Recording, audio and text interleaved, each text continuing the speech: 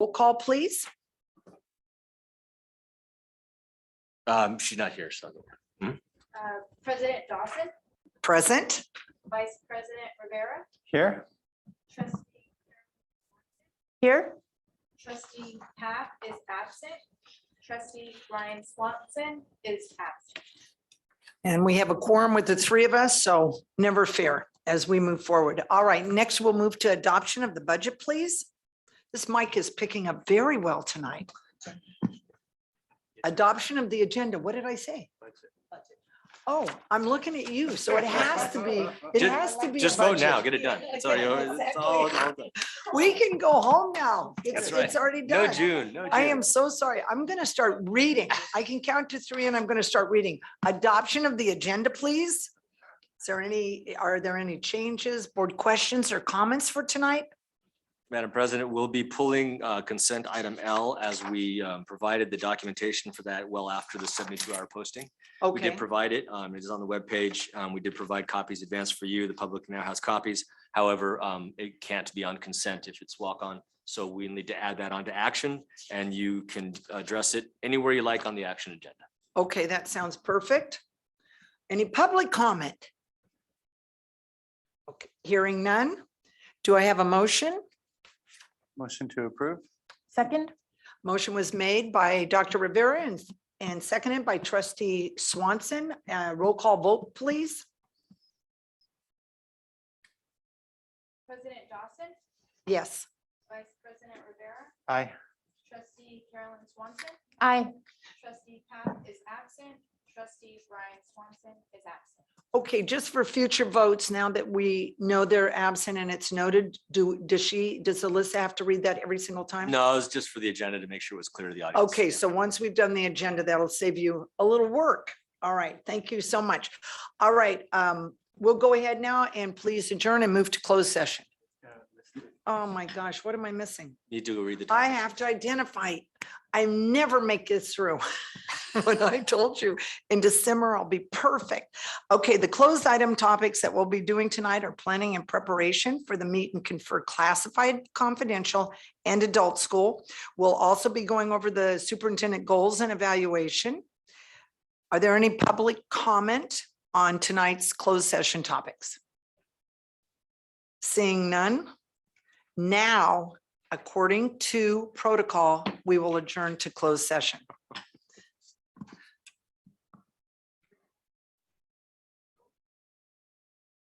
I reopen this meeting on Cinco de Mayo. Welcome, everyone. Good to see you here on this special night, opting to be with us and not having some good food somewhere and celebrating. So we're going to go ahead and open this. We just finished closed session. And the items that we dealt with this evening were planning and preparation for meet and confer classified confidential adult school. And we did some superintendent goals and evaluation. So at the end of the time, there was information received, direction was given, no action was needed this evening. So we will now have a pledge of allegiance, please. Carolyn, will you help us? I pledge allegiance to the flag of the United States of America and to the republic for which it stands, one nation, under God, indivisible, with liberty and justice for all.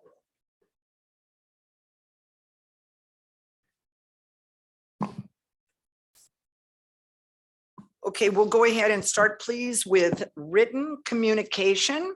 And we had quite a bit of that this week.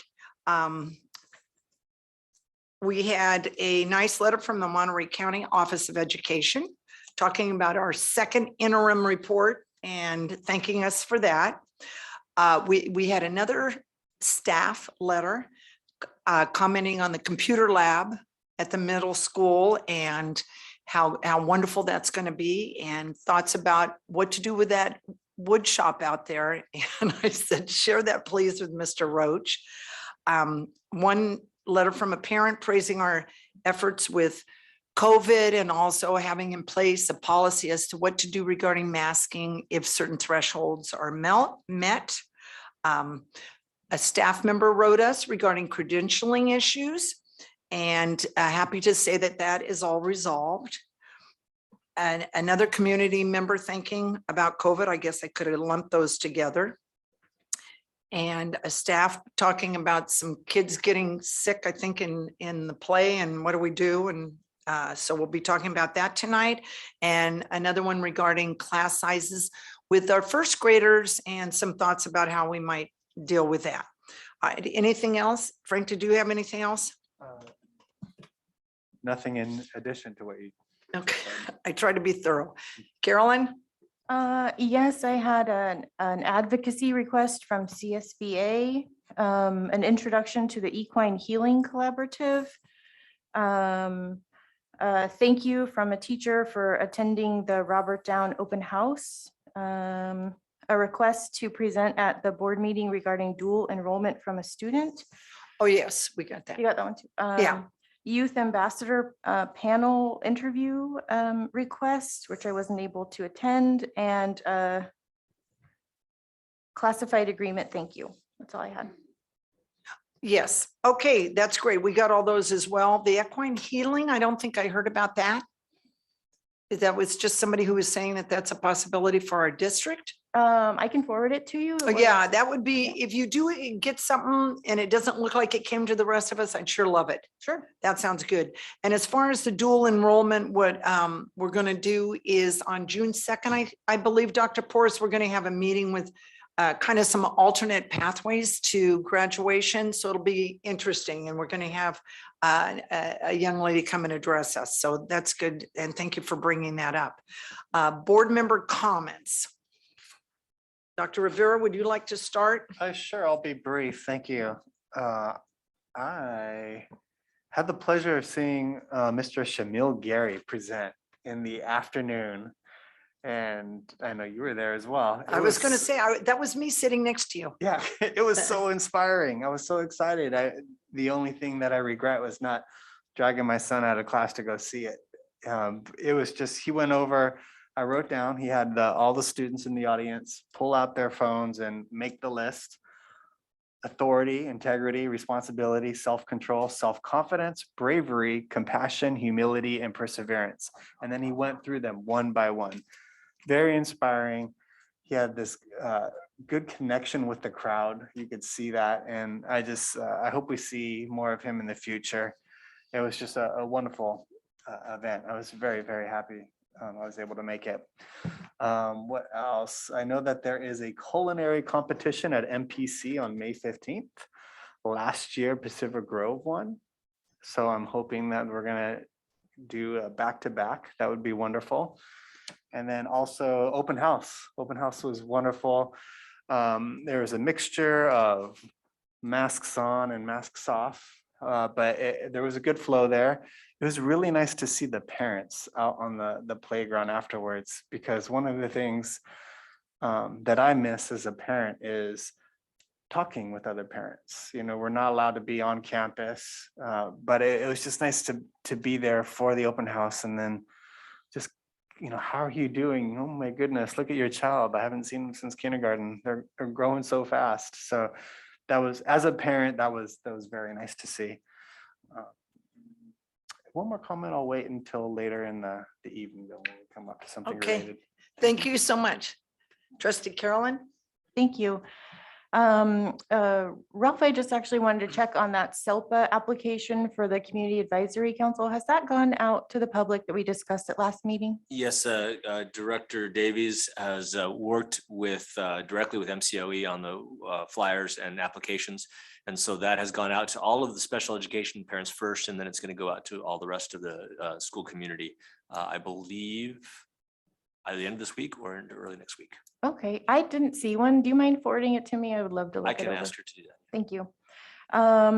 Let's see. And on the special ed tab, I also was really honored to attend an all-day special education advocacy seminar that the SELPA office put on. It was hosted by Mr. Pete Wright, who is a neurodivergent person himself, who is an attorney who has taken a case all the way to the Supreme Court and won in advocating for kids who qualify for special education. It was a very dynamic, very wonderful program. It's actually the second time I've seen it. So I was really honored to be able to see that again.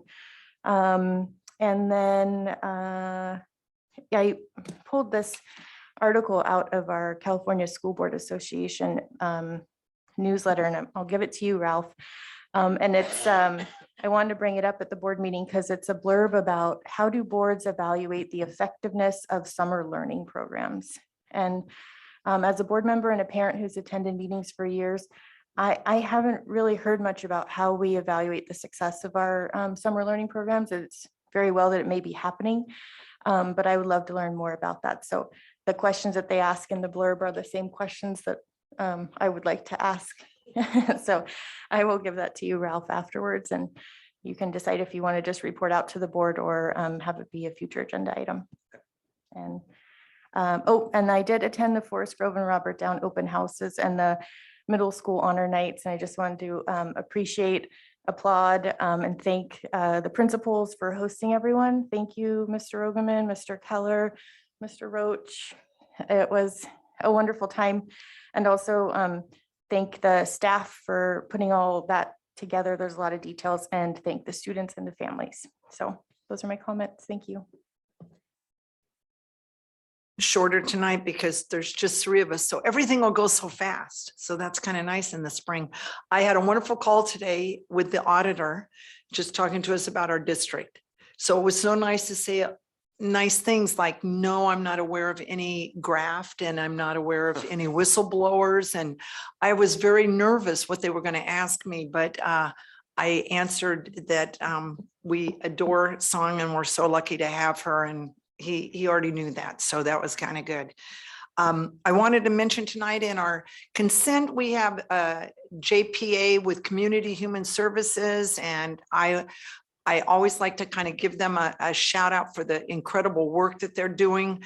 And one of the new things that I brought up that that they're doing is there was a donation from the Schumann family, which will be down, kind of can't be more beautiful, very close to the pier, but there will be a homeless shelter there for families, which really helps the county with finding a place to stay for kids that need it, and food and safety so that they can learn. So that's kind of an exciting thing.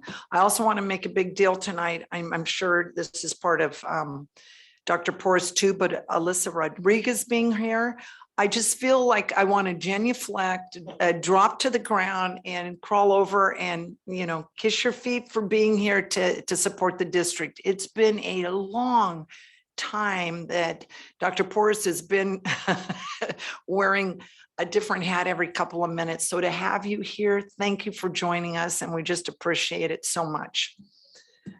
Well, don't leave, don't go home, just stay here at all hours, please.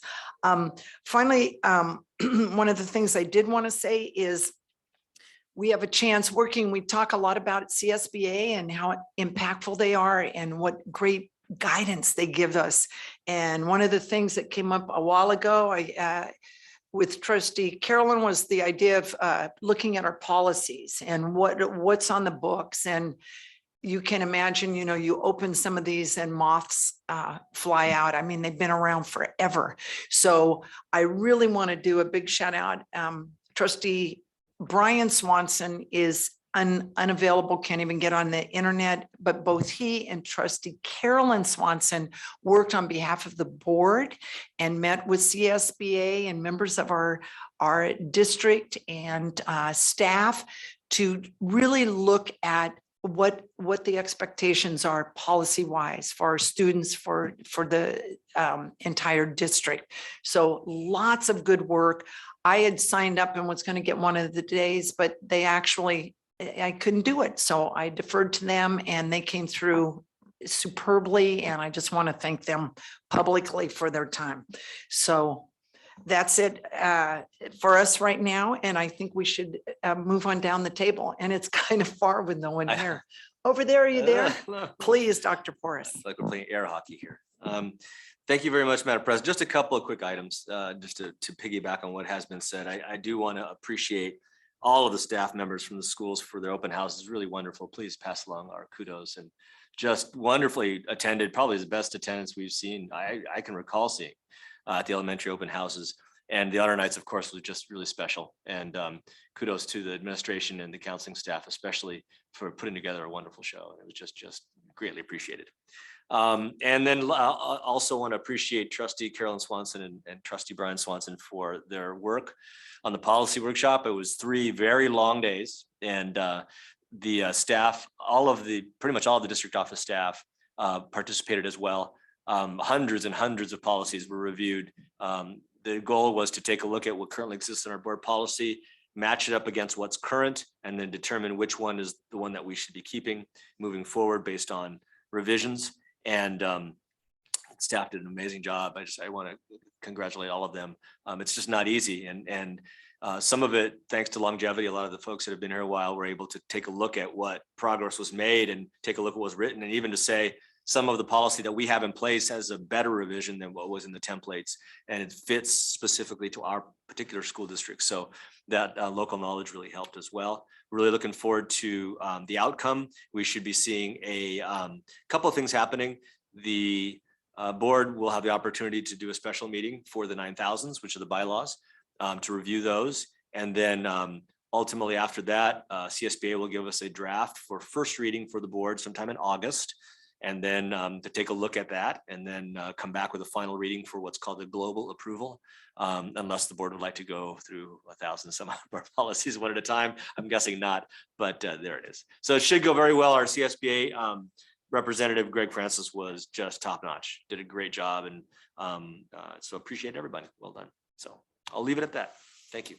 Okay, sounds good. And we'll move now to PGUSD staff comments on non-agenda items.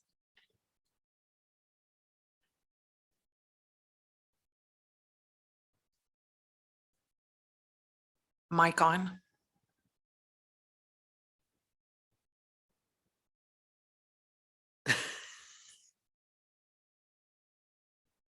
Should show green when you push it. Is it showing green? It's not, it might not be on. We have a.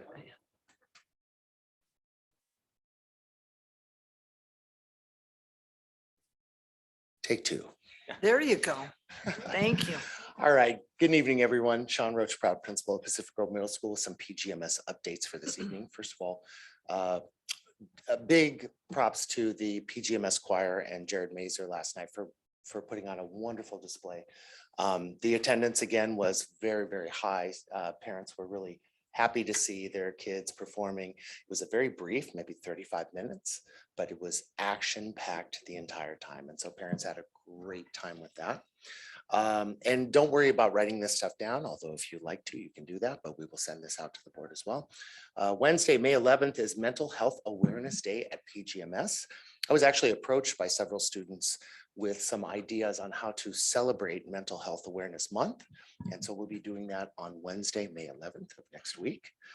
Also on Wednesday, May 11th at 6:30 is the winter concert at the Performing Arts Center. Always a fun time just to see the variety and amazing music students at the middle school. So I do invite you to come and visit that. Saturday, May 14th, you are not invited to this. This is the 6th grade movie night. Sorry. At 5 o'clock at the Lighthouse Cinemas, who I also have to give some props to as well for working with us. They are going to see the new Doctor Strange movie. And so I have volunteered to watch that event with them. And I will not tell you anything about the movie. Monday, May 16th, I present to the Chapman Board regarding our 3-day-a-week counselor. As you guys remember, we were bequeathed $30,000 this year for an additional 3 days of counseling. And I would like to keep that going as long as I possibly can. So myself and Berenice Velasquez, who is our counselor 3 days a week, we're going to be going and speaking with the Chapman Board to make sure that A, they know the impact of their funds, and B, that they consider us for the future. So I'm very much looking forward to that as well. Friday, May 20th. Wow. So it's a little bit of a hello goodbye rally for us. The 8th grade go to Great America, which is richly deserved for them. And our 5th graders come up and visit us at PGMS, which is going to be amazing. So they get to see their 6th grade teachers, look around the campus. find out where the bathrooms are and where to get food and stuff like that. So that's going to be a lot of fun. And finally, I'd like to give some props to the high school for allowing us to hold our promotion ceremony at PG High School Stadium. That will be on the 26th of May from 5 to 6 p.m., as well as the promotion dance, which will not be at the high school, will be in the PGMS gym from 8 to 10 that evening.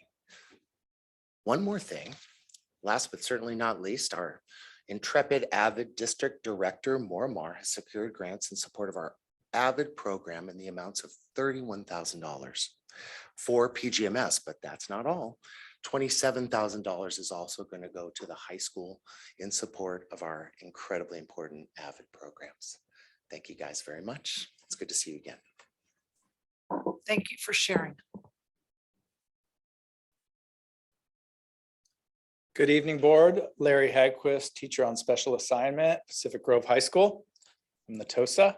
But I'm here today to just say that I'm going to be taking on a new role for the district. And I wanted to say thank you to those involved in giving me the opportunity to take on a new leadership role as the summer school principal. And so I'm really looking forward to that. It's going to be starting. We're going to have a training day on June 3rd.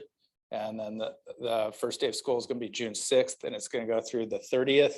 And I was, Trustee Carolyn, I'm glad that you mentioned the idea of efficacy of summer Yeah. learning programs. I got excited by that question because I'm all about measuring efficacy. I'm really looking forward to running a program where I have some goals in advance that I've established and that I can reflect on those goals and see how much progress we're making as a school in our program. Now, the program that I'm going to be running is going to be a credit recovery program. So that's pretty straightforward as far as like looking at efficacy, you know, how many students are actually effectively recovering the credits they lost. We know that I'm going to be working with some of the most at-risk, academically at-risk students, or the most academically at-risk students in our school. And we know that oftentimes that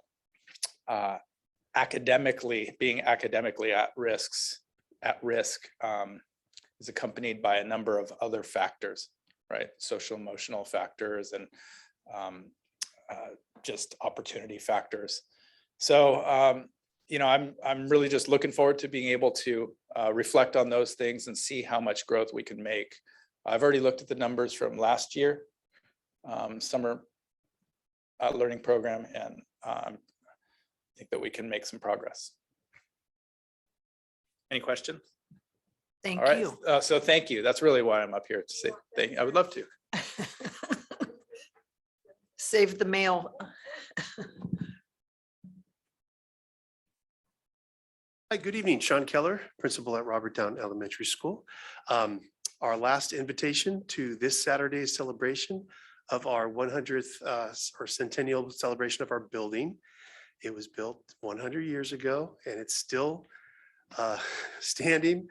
Sometimes there's been some issues, but with the 100-year-old building, it's tend to happen. So please come along. There's some shirts there. I have some extra shirts for a couple of trustees here. And if you would like to be in the parade, it's at 9:15 at Alder and Pine. And then we'll be marching right straight to the school. We'll have a brief celebration. And Mary Heiserman has agreed to continue the tradition of the maple dance. And we'll be doing that inside in the auditorium. So please come on out. And we don't know exactly what time cake and the maple dance will occur because we've never done it like this. But I do know we've have over 180 people signed up at this time to participate on Saturday. And I would like to apologize to our president, our trustee, Christy Dawson, for calling Mr. Path the president in my last Trustee email. Paff. I think it's he did okay. want to become president for life. So I think Well- you're just acknowledging his really deepest desire, much like Putin. He just wants to be there. But when I was reading that, you know, President Paff, I thought, whoa. Well, it's not Wow. like our own United States POTUS that, you know, it's for life, but Well, thank we you. appreciate him and we appreciate you too, Thank Madam you. President. You'll get it right by the time I'm not here.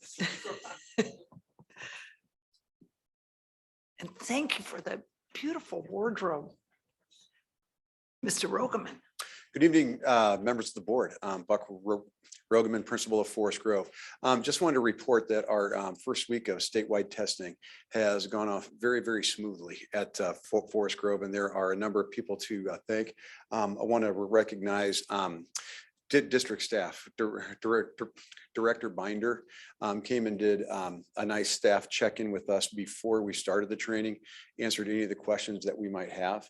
Also want to recognize our site testing coordinator, Mark Russo, a fourth grade teacher who has kind of taken on the responsibility of making sure that all of the accommodations were entered the correct way, and that our students that are testing in a smaller group setting have a space to be able to do that.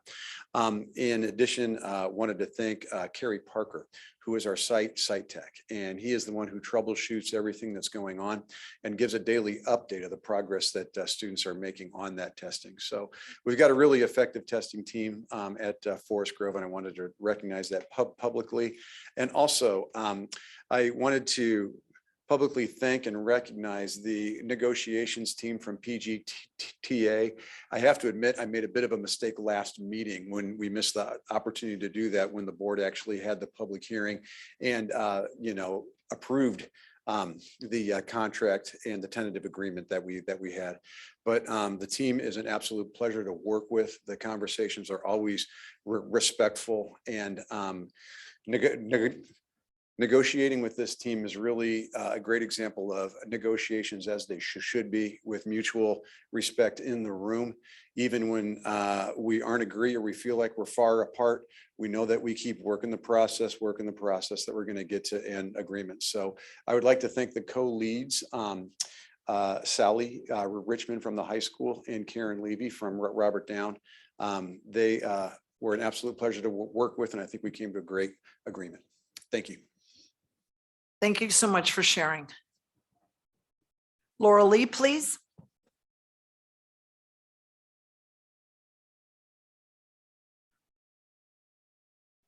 Is she Okay, muted? there we go. Good evening, everyone. I am Laura Ligona from the high school. I am currently the athletic director, and I just wanted to take a minute to kind of give a shout out to a couple of people. First and foremost, to Lori Aiello. She has been just a godsend this year for the athletics department. She's been handling all the transportation, which has been a Herculean effort due to the fact that there just aren't enough bus drivers in this country. And so she has worked long hours. She's always on top of everything. And I just really want to thank her for the amount of time and effort that she's put in, not only for the athletics department up at the high school, but also just trying to keep everything going with changes over in the facilities department. So, she's a true gem over there. And then also I've had the opportunity this week to substitute in the moderate to severe class up at the high school. And I also believe we should be singing the praises of our paraprofessionals in that classroom. What I witnessed with how caring and knowledgeable they are with their students in there, it's just something really magical to see in there, and just how dedicated they are to that program. I feel like we are a very lucky district to have those paraprofessionals in there, and how professional they are and fantastic they are with the kids. And they're a great bunch of kids on top of it. And I got to do Tuesday and Thursday, which is music day. So that was an extra bonus for me, that I got to hear all the songs and them playing all the instruments. So it was a nice break for me this morning. And we're wrapping up our sports for the year.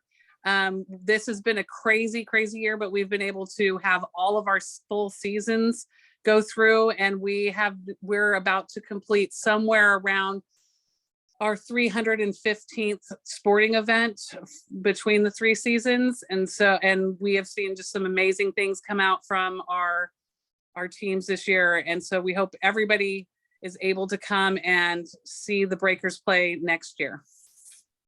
Thank you. Thank you for sharing.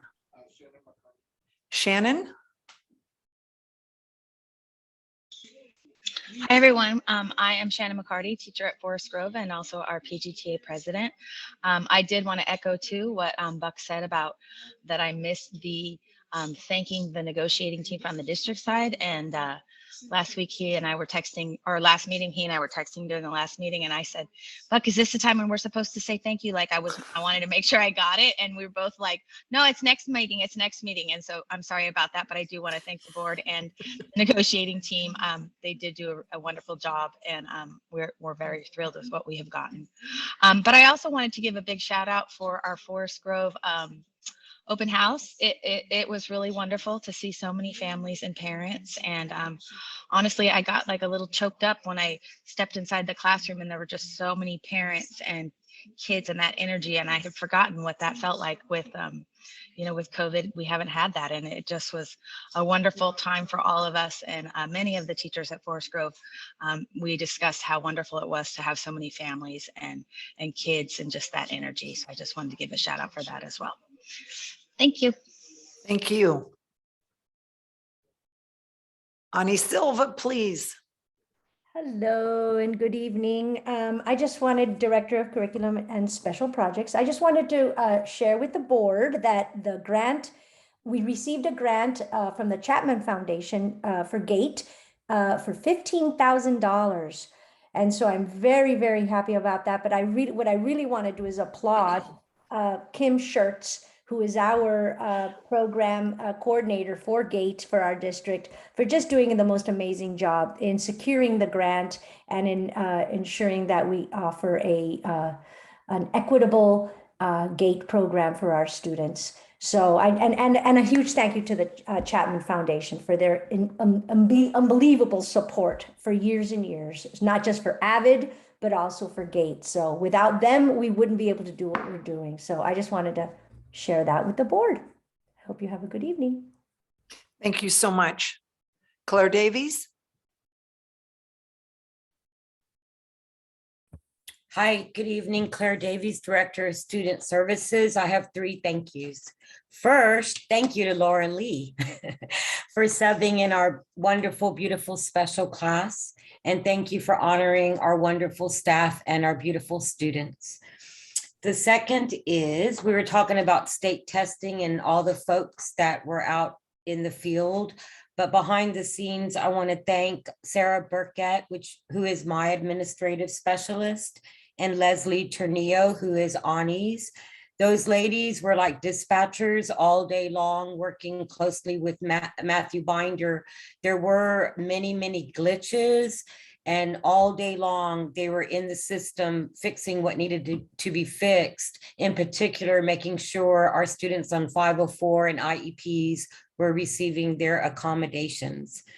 And third, I'd like to thank the middle school special education team for putting on a wonderful tour for our incoming 5th graders on IEPs, and our high school SPED team for also coordinating and putting on a wonderful tour for our incoming 9th graders that are on IEPs.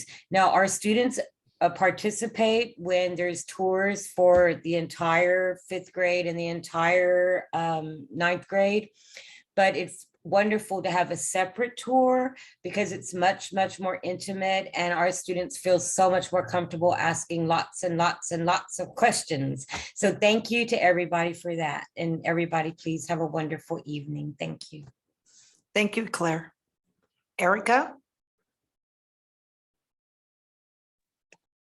Erica Chavez, Robert Down. I just wanted to say, excuse me, thank you to the district office for lunch yesterday for the treats that were in the staff lounge, as gratitude for teacher appreciation, as well as a heartfelt thank you to the Robert Down PTA, who provided treats and munchies and coffee for today. So thank you. Very nice. Thank you. Any other raised hands that I'm not aware of? Christina, please.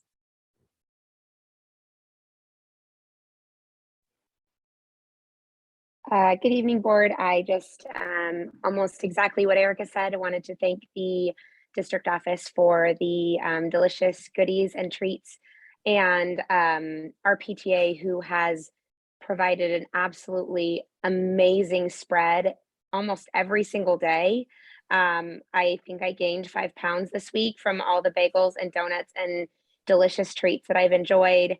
And we had just amazing appreciation and gratitude shown. So it really is very much appreciated and loved by our staff. So thank you so much. Thank you for sharing.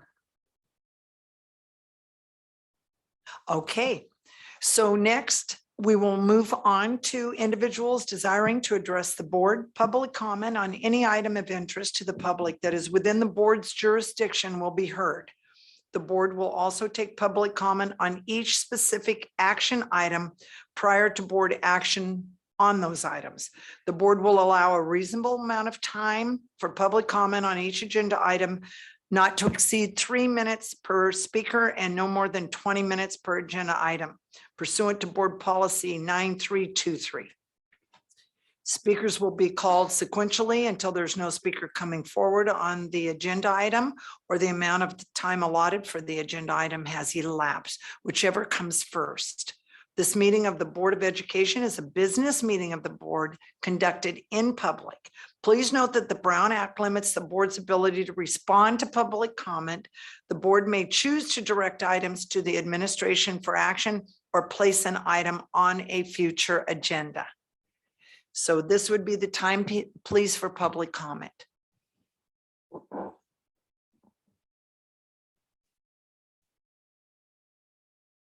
Thank you very much, Board President Dawson, esteemed board members, Superintendent Porras, members of the community, and PGUSD staff.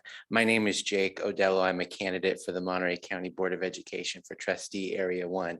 I am seeking to represent this school district along with Carmel School District, Pacific Valley, and Big Sur, the Big Sur Charter School, as well as the peninsula portion of MPUSD on the county board with the Monterey County Office of Education. I've been around a long time. I'm a product of the public school. I immensely appreciated my public school education, and I want to give back and I want to serve this community. I feel so blessed and lucky to live in this community, to be part of this for so long. My family's been here a long time, and I really look forward to giving back and advocating for not only this district, but all of the students in Monterey County, being part of a team that can really look at solving some issues and making sure that we get services and serve the student need that we have, not only in this area, but around Monterey County as well. So I wanted to introduce myself, and I've heard so many good things, and it's so exciting to hear these comments that are being made, because this is an exciting time of the year, a lot of celebration, promotion, graduation, and then the opportunity of a new school year around the corner, and of course, summer vacation. So I thank you for the opportunity this evening to speak to you all. Please feel free to reach out. I'm accessible, and I thank you for your time. Thank you so much.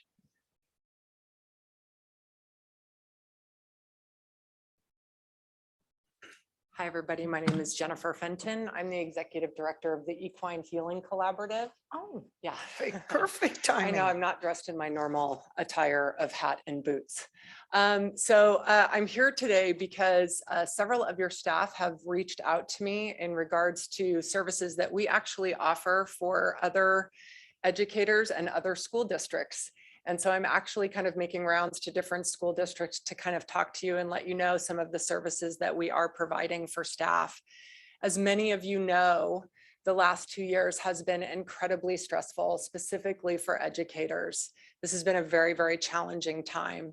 So one of the things that my nonprofit did was we actually partnered with Monterey Peninsula Unified School District, and we did something that was quite different.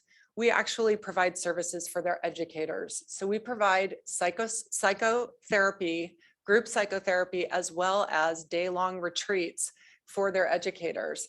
And oddly enough, I just got an email today from one of these educators, and I just wanted to just take the time to read this to you, because I felt that it was just really telling in the context of how this has helped this teacher, as well as her ability to teach and her career. So please excuse me, I have horrible eyesight. I have walked with the support of the Equine Healing Collaborative Therapy Group through fear and anxiety, and as a result, I'm experiencing greater inner strength during a time of great transition in my life. The founder of this nonprofit is intuitive and supportive and has helped me get through emotional turmoil and distress. The bonding love and gentleness of peers in the group has strengthened my inner core. And most of all, my deepest gratitude goes to the horses and the compassion, spunkiness, and beauty they have supported me with. The best part is through this experience, I've overcome my high level of fear of horses and have learned to love and appreciate and respect them. I am so grateful for this MPUSD resource, and it is the highlight of every Wednesday work day. Again, I'm here because I think that it's important that we're actually supporting teachers during this time. My daughter went to PG schools. She would have graduated from a PG school if it wasn't for a significant health problem. And my grandmother was a teacher. So teachers tend to be very, very special to my heart. So again, I'm here to do this. And I would like to invite you as a group to come out for a demonstration so that you can see exactly what it is that we do and exactly how healing it is for folks. The response that we're getting from staff has been overwhelming, absolutely overwhelming. And specifically, what staff is saying is that for the first time in a very, very long time, they actually feel genuinely supported by administration. And so I think that that's something that you may want to consider. Can you forward the information with specifics about when to come and where it is and that kind of stuff? Well, we would just basically schedule that. So I did offer that in writing in the email that was sent. And so hopefully we can get that. And I would love to have you out. Thank you so much. Sure. We appreciate it. Are you seeing anybody online? Okay, that sounds good. All right, then what we'll do next, please, is move on to the consent agenda. Earlier tonight, item L was pulled, so we'll move that over to action and discussion. So are there any public comments at this point on that? Any virtual? Okay, so do I have a motion on that agenda without L? Motion to approve. Sorry, Frank. That's okay. There's only two of you, so we can work this out. I just had a quick comment about the consent agenda. I don't want to Okay. pull anything further, but I did want to mention that we have a retiree. Were you going to say it, Ralph? No, I don't want to steal your thunder. Coming from you. Okay, well, this individual teaches at my child's school, so I did notice it in the retirement. And so it's Mrs. Roman. She's retiring after 35 years of her most recent position as a before after school supervisor, and the kids absolutely love her, and my daughter absolutely loves her. So I wanted to mention that. And with that, Frank, I'll let you finish your motion and then I'll second it. Motion to approve. Second. Okay, the motion was made by Dr. Frank Rivera and seconded by trustee Carolyn Swanson. Roll call vote, please. Boston, Aye. Vice President Rivera, Aye. Trustee Carolyn Swanson. Aye. Madam President, if I may, for just a moment, I was wondering if we can check and see if the student rep is online. Do you happen to see him, So we Director can check. Ogazi, or her, one of the two?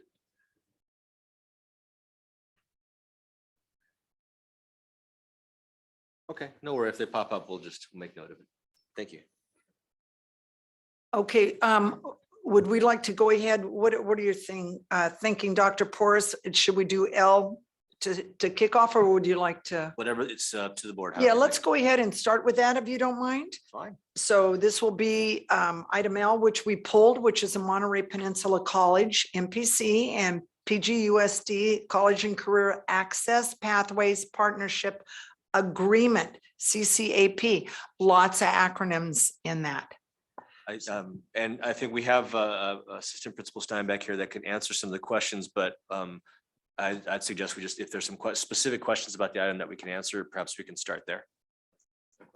I had no questions. Carolyn? Yeah, I did actually have a couple of questions. It wasn't clear to me in the cover sheet if this was a new agreement or perhaps an agreement that had been updated. So my question is, has it, sorry if I did that, has it been reviewed by legal? That's my first question. Yeah, hi, Shane Steinbeck, Assistant Principal at the high school. Thank you, Trustee Carolyn Swanson. It has been approved by legal in last year's iteration. And there has not been any substantial changes to this CCAP agreement. In reading through the agreement, there's added clarity with Ed Code, for example, in parentheses after many of the pieces there. There's language pertaining to increased collaboration, which I was excited about, particularly for identifying qualified instructors, which has been kind of difficult because, okay, what are the MQs? It kind of goes into that, minimum requirements. And there's added language with incentivizing applying for consideration. So if we have an instructor that wants to apply for consideration to teach a dual enrolled course, there's added language there, which I was happy with. There's reference to the CLNA, the Comprehensive Local Needs Assessment. It's not outlined in that way, but I'm very used to that as we reach out to industry professionals. We get their advice on, you know, what we should do as far as upgrades to our facilities, things like that. And they allude to that in there. That was an added piece, which I was glad to see, because Perkins and CTIG and Strong Workforce Program are all looking for that. That's one of their criterias. And that, you know, really that's it. The only other added pieces I should mention is we added some courses, right? So there's the ARPT 10 course, which is an added course to photo that we are attempting to add on next year potentially, but certainly in the future. The thing with the CCAP is it's the agreement so that we can offer free of charge MPC courses on our campus, right? So we can, if a course is not added here, we can't run them, right? But if they are, we can. So we may not be running all of these, but rather than leave on and add than take off. Yeah. You guys should be aware of that, you know? Yes, thank you. There's also a couple of other courses that were added to nearly every district for equity purposes. And these courses, it's on page 27. I'm really sorry that this document doesn't have page numbers, but it's it starts with child growth and development, the ECED 1, ECED 55. So a little bit of history of those courses. Those courses have been offered at PG Adult School. And I've worked with Barbara Martinez to try to get some of our kids after school hours to go there so they can take these courses with an in-person instructor. And those courses, as well as all of these other courses, the ETNC 5 on down to the PERS 71, all of those courses our students can take free of charge online. And they are all UC, CSU, and community college approved. Thank you for that clarification. Any other questions, Trustee Carolyn? That did it. Thank you. Okay, we appreciate you coming forward. Okay, I have one last question. I'm sorry. I just saw it Okay. here. Can you just really briefly, I noticed that it was signed a couple days ago by staff. And so will you just tell me a little bit, like, does board approval come first on these or does staff signature come first? 'Cause Yeah, I apologize it's with very- that. I did it so I wouldn't forget, to be honest with you, because there was a little hiccup last year and I had to get some back and I had to sign it. So I did sign that, and it was passed by MPC's board last Wednesday. So it came to me, and that's why it ended up being a walk-on, because we was back to back there. So yeah, Okay, so they've already received it signed from us. absolutely. Okay, okay. I Thank sent you. that off to Christian Smith, who, by the way, is here. And I thank you so much, Christian, for being here and supporting our district. He's wonderful to work with. Great person. Thank you, Mr. Steinbeck. If I may, Madam President. Yes, Just please. just for clarification, because this does come up from time to time. It was a good question, Trustee Carolyn. Sometimes you'll see contracts that get signed ahead of time by us, and typically we don't try to do that. You'll try to not to, but please rest assured, none of the contracts are valid until approved by the board, and it shows up in the board minutes. So even if we have our signatures on it, it's not active until the board has approved them. So. Thank you. All right, any other questions? Open it up for public comment. Okay, seeing none. If I may. Please, let's, as things pop in, go ahead. Jen Erickson, our culinary teacher, is in the MPC culinary competition, and the results come back on May 15, and we swept it last year, as you mentioned, Trustee Yes. Rivera. So go culinary team. Thanks. All right, thank you so much.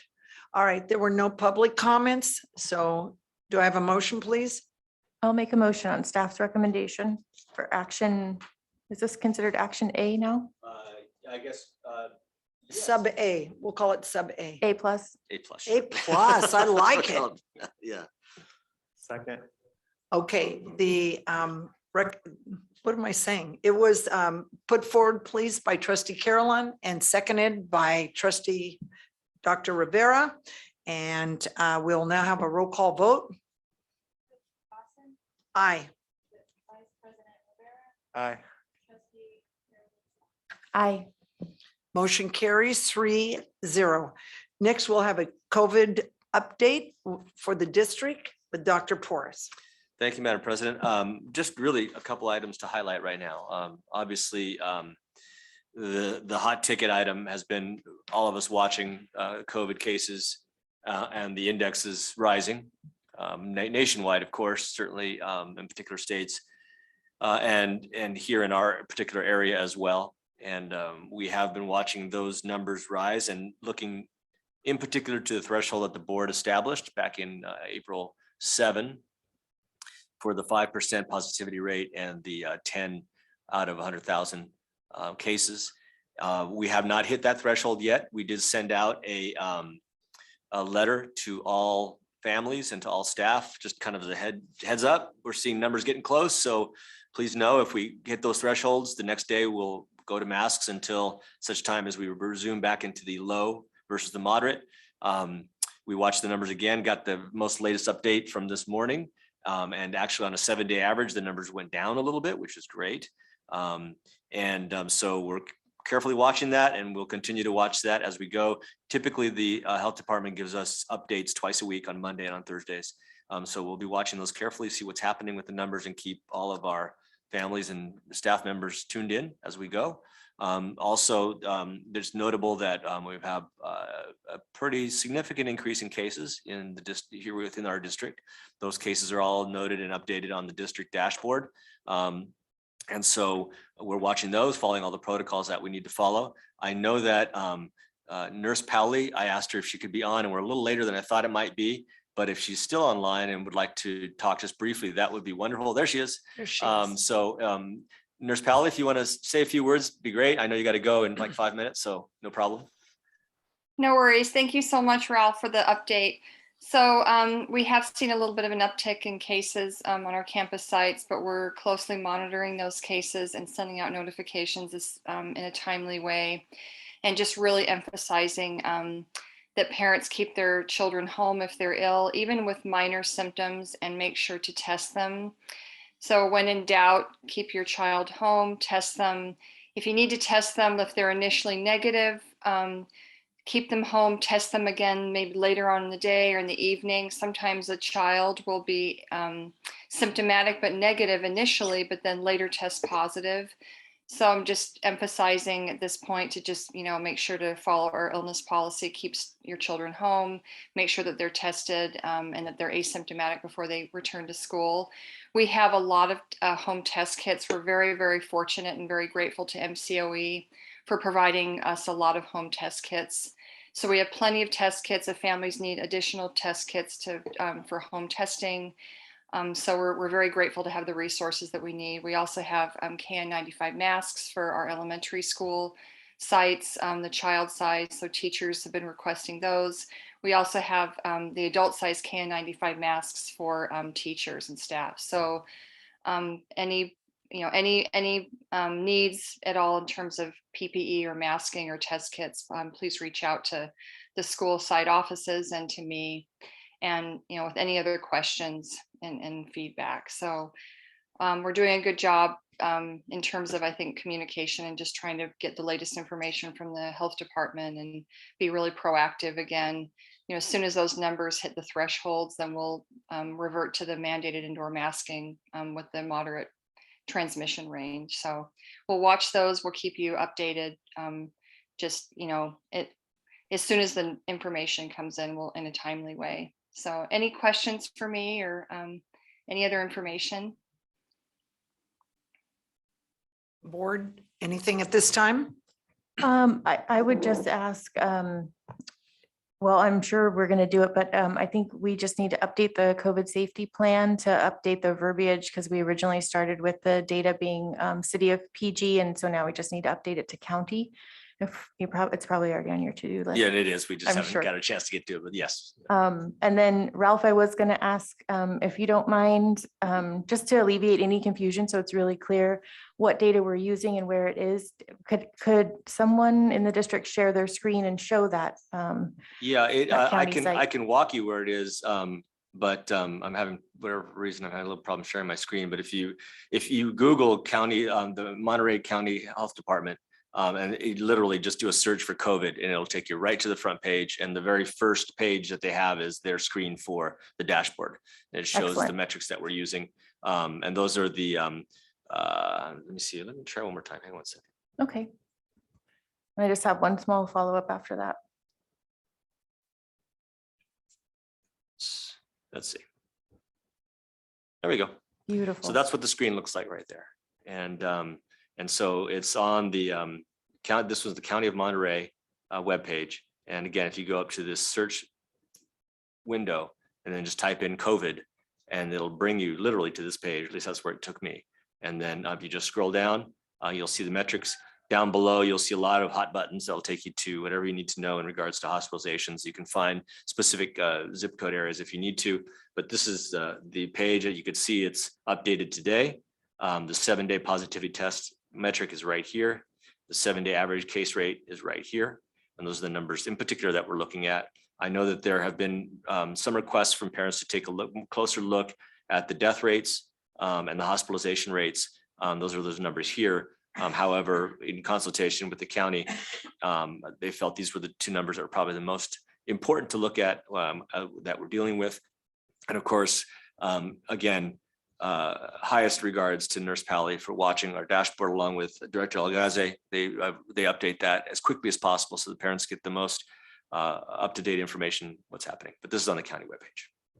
Thank you so much. That's extremely clear. And in order for our remasking to be triggered, we would need both metrics to happen, not just a 5% positivity, not just a 10 per 100,000. We need both of them to happen at the same time. Correct. Okay. And interestingly, if you go back, well, I don't know if you can historically, but we've been watching over time, those two metrics actually follow each other pretty closely. I don't know if it's, I don't know the math behind it necessarily, but they do tend to tag along pretty close. Thank you so much. Was that your last question?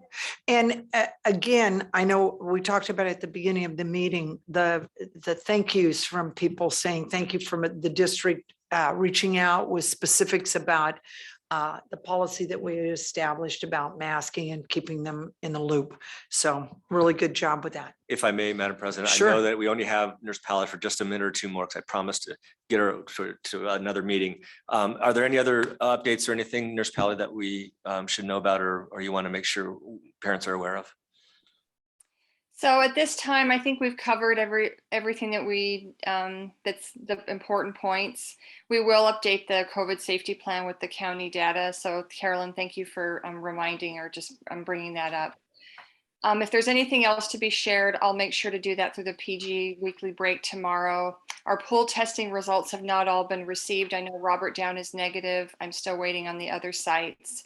So that will be shared via the PG weekly break tomorrow. Thank you so much for all of your, everything you do. It's just, you're remarkable. Thank you so much. Thank you. Thanks. Okay, we'll move forward, please.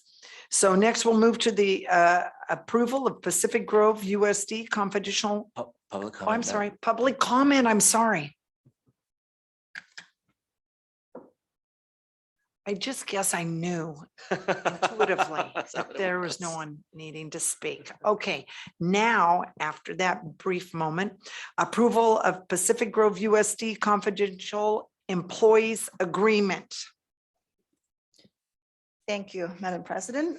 This is an agreement, it's a meet and confer agreement with our confidential employees, and there are 6 of them. They're in the district office. The result is pretty much the same as the other groups, the other collective bargaining groups.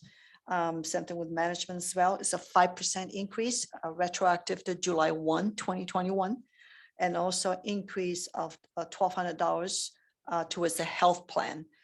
This group, like management, is considered an allowance, meaning they get it as a taxable income towards the health benefits. But the adjustment will happen in July 1 going forward, become a contribution, meaning it will not be a taxable income to them. If the person chooses a health plan from the mixed options, that amount will go toward and helping offsetting the premium directly to mixed. And this has been explained and shared with the group, and they all are really pleased with this change, because at the end of the day, if they choose, if a person chooses health plan from Mixit, this will actually go towards higher coverage. You know, when you take the money taxable and then from your paycheck, you do a deductible and pay to Mixit, it's lesser amount towards offsetting your premium. So this will help that. Also, we explained about complete care. It's one of the options. Is a reimbursement health plan in the mixed options. And right now, there are a couple of employees in the complete care. The board has agreed to extend this $428 per month up to December 31st of this calendar year. And then starting January 1st, 2023, will go down to $256 per month for on a 10-ly basis, or $213 per month on a 12-ly basis. The dollar amount is a fixed $2,560 per year. So if the employee on a 12-month basis, you'll get less per month. If on a 10-month basis, it gets straight $256 per month. The sick leave incentive will go away, because the confidential employees, they're part of a sick leave incentive, but because they're already on a 12-month basis, they do not get credit in terms of sick leave going forward, because Ed Code only allows up to a maximum of 12 days. Unlike PGTA, they only get 12 days per year of sick leave. So the negotiated agreement is that the payment plan will go away, but starting July 1st. So if they still meet the requirements, they'll get a 1 day per year on sick leave credit. But for confidential, that will not happen, because employees already have 12 years of sick leave per year. And that's the maximum allowed by at the Ed Code. So with that, and the dollar amount is under fiscal impact, and the retro will be done on June 10th. Any questions? I do not have any questions. No questions. Thank you for your Yeah, work. I wanted to say that Mr. Rogaman was giving a lot of people credit for getting through the long process of negotiations, but our hats off to you, sir, for representing and being here and upright to tell us about it. It seems like a very long, long journey. So thank you, and we're delighted. Any public comment? Seeing none. Do I have a motion? Motion to approve. Second. All right, we have a motion by Dr. Frank Rivera and a second by Trustee Carolyn Swanson. Vote, please. Aye. Aye. Aye. Motion carries 3-0. Next, we'll move on to the contract for services with Monterey County Office of Ed through the allocation of Cal Hope Social Emotional Learning SEL funding. Mr. Roach will guide us. Good evening, everyone. Sean Roach, principal of Pacific Grove Middle School. And we are very excited to be able to begin to utilize these funds. It's really done in kind of a structured manner. So right now we're seeking stakeholder input. We are creating an SCL mission statement at this point. And so there are certain touch points that we're going to be able to discuss with the other two schools in the county that are participating in this grant. And we're going to be liaisoning with the Monterey County Office of Ed in that regard. I think it really sums it up that the CalHOPE grant aligns with the California State Social Emotional Learning Guiding Principles of the following, of which there are 5. Adopting a whole child development. So you're not only meeting the academic needs of students, you're meeting the social and emotional well-being needs of students. You're expressing and committing to equity in your classrooms and in your school sites and in your district. You're building capacity. I think that's an important one too, because these funds will go away. And so it's important for us to be able to build that capacity to make sure that this is not a one and done, that it stays with us for quite some time. And so we're really looking forward to this. To partner with families and community, I think that's essential to be able to really understand the totality of what we can serve with this grant. And so it's important for us to make sure that they are a part of this as well.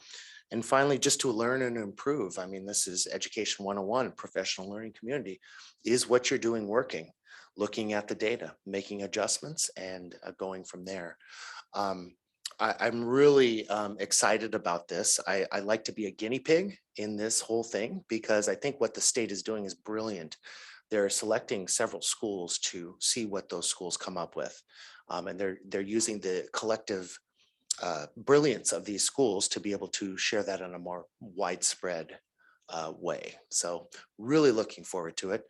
You know, at this point, I'm just kind of, I want to try anything really. It's interesting because the gambit is wide open and I've never had this amount of funding to be able to throw at things that I've always kind of wanted to look at before. And it's exciting.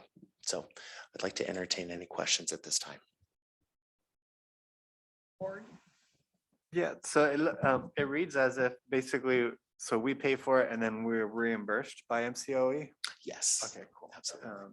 And then the contract from February 2022 through June 2024. So it's already happening.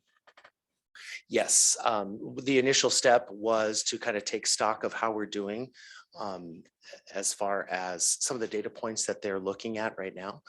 We're supposed to engage our staff. We're supposed to engage our parent and community stakeholders to begin to build a social emotional statement. They provided some examples of that, which were kind of guidelines for that. But I think it needs to be unique to this area and some of the stuff that we're facing. And so it's very easy to talk to our counseling staff, our teachers, and our parents. Definitely this year, we've learned more than we ever have in regards to the challenges that we're facing.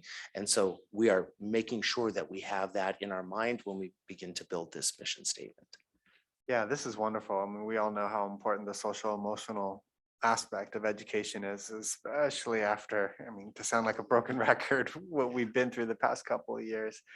And I would love to see towards the end of this program, just kind of like, look what we did, like look at the. Well, I don't want to do it at the end. Actually, I'd like to give you guys touch points throughout. I think it's important to do that. Thank you, yes. I would imagine it's a grant requirement as well, but I look forward to doing that as well. And though this is a grant specifically for Pacific Grove Middle School, I think that there is definitely a benefit for every school in this district that I think we can use and utilize. And so some of the things that I'm thinking about doing, we would open it up to other schools in the district as well. Wonderful, thank you. Sure. Trustee Carolyn?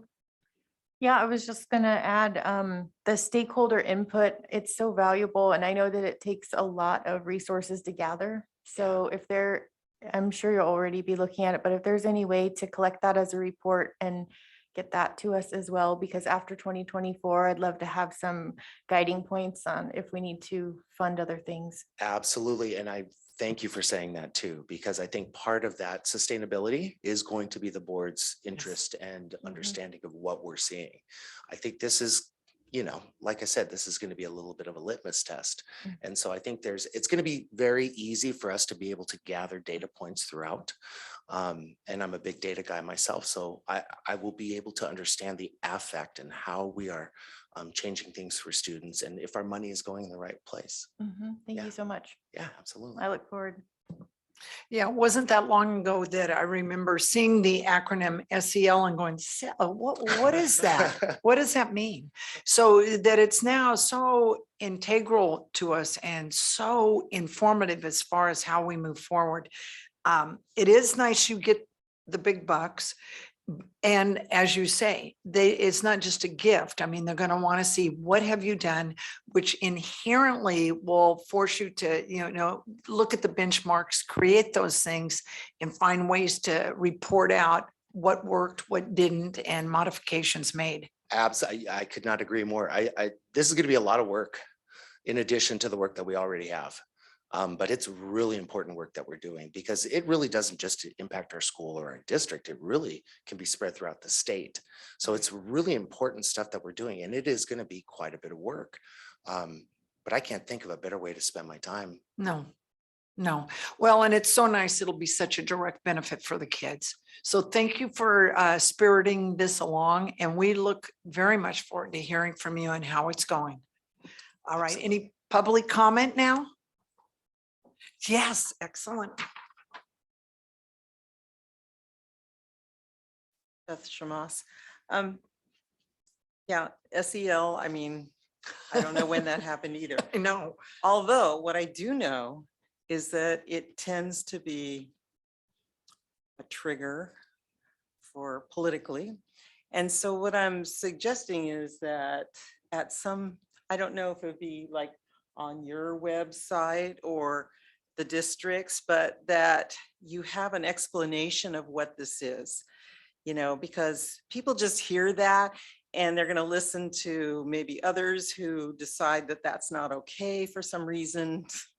I don't know, but the more you can identify what the programs are and why you're doing them, the better, we will be protected from any attacks from people that think that somehow it's politically correct or, and we know it's not, but this is where we are in this day and age. Yes. So I just would encourage some real attention to descriptions of what is social emotional learning, and whether it's just with your grant or just on the district overall, however, it seems to kind of fit under special ed, but I don't think it's only special ed. No, and it's not. So how it is addressed in the district as a whole would be, informative, and you could always point people there. Thank you. Thank you for sharing. Thank you.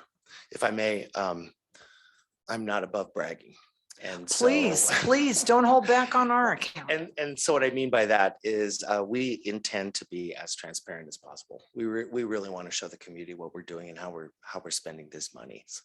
I think, prior to shelter in place and COVID and all that stuff, it really wasn't quite as important in education as it is currently. It was kind of academics here and then the social emotional component kind of in this area. But if you really think about the social emotional component of a student, it affects everything. It affects academics, discipline, attendance, all of these things. So it runs a gamut. So I really look forward to informing our parent population and our community population, and also B, bragging a little bit about what's going on. I'm really looking forward to that. And then extending the opportunity for participation and the opportunity for us to kind of partner more in this, because I don't see this as a 2-year grant. I see this as extending on into the future. This is it. I mean, we've really kind of gone around the corner here, and it's important that we always keep in mind our students' social emotional health in regards to academics, because we're doing far more than that. It certainly is in lots of publications and lots of articles. I mean, looking at the whole child. Like you said, it's no longer just a separated thing and counselors over here and everything else. The SEL weaves through all approaches to education. So thank you. Any other public comments? Yes, we do. Erica, please. Erica Chavez, Robert Down Kindergarten. And I just want to, I'm over here chuckling because everybody talks in the past couple of years like SEL is a new thing. And those of us in early childhood know it has always been such an integral part of learning. It just makes me laugh that the middle school teach, I mean, not that they didn't do it before, but that they have a name for it now, because those of us with the littles, we've always, that's always been what we've done as far as education. So I think it's silly and fun. And I'm glad that everybody is now on board and seeing how important it is to not only do it, but to name it. So thank you. Absolutely. And I don't want to make anybody think that this is kind of a new thing at the middle school. We've been doing this for quite some time. We've had students of concern prior to shelter in place. So this is something that the middle school has definitely prioritized. I think it's more new to mainstream education, that everybody's prioritizing other academically based professional developments. And now, fortunately, we're able to prioritize social emotional well-being and the different things that teachers need to understand and help students cope with. So I hope I clarified that for you. Any other comments? Okay, seeing none, I move that we accept contract for services with we have to vote first. No, we are voting. Okay. COE through the allocation of Cal Hope Social Emotional Learning SEL funding. Second. Okay. The motion was made by President Dawson, myself, and seconded by Dr. Rivera. Roll call vote, please. Aye. Aye. Aye. Motion carries 3-0. Thank you so much, Mr. Roach. And now we'll move on to one of our happiest entries of the year, California Day of the Teacher and Teacher Appreciation Week, resolution number 1091. Bueno, pues, feliz Día del Maestro y la semana de agradecimiento de los maestros también. Happy Day of the Teacher, happy Teacher Week. And as was rightfully pointed out by one of our trustees, May 11 coming soon is also happy National School Nurse Day. And so I did also acknowledge our own nurse Pally just before she logged off. So want to say thank you, of course, to all of our teachers out there and for doing the work that they do, and not only here just on the school grounds, but a teacher is a teacher always. And I can say that as a teacher as well. And no matter where we are, we're always in part of that role. And our children and our families benefit from it, of course. And so as noted on the background information, which I think is really great,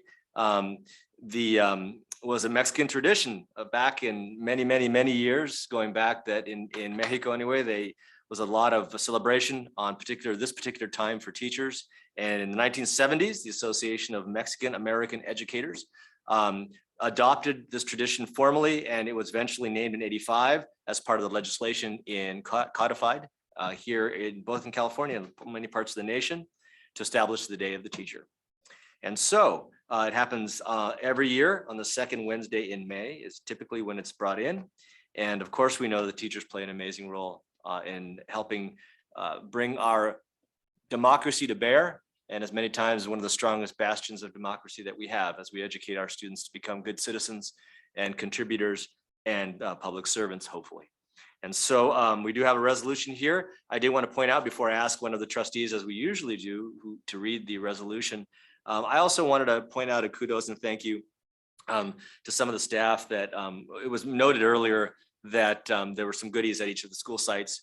And I want to acknowledge a couple of folks that I don't want to miss anybody, but in particular, our very own Angela and Kimberly, Alyssa and Mandy. They jumped into the district van, and under the leadership of Director Mankey, got all that food together and really went above and beyond, took a lot of their own personal time too to help put that together and get out to the sites. And just really, it was wonderful to see their work and collaboration make that happen.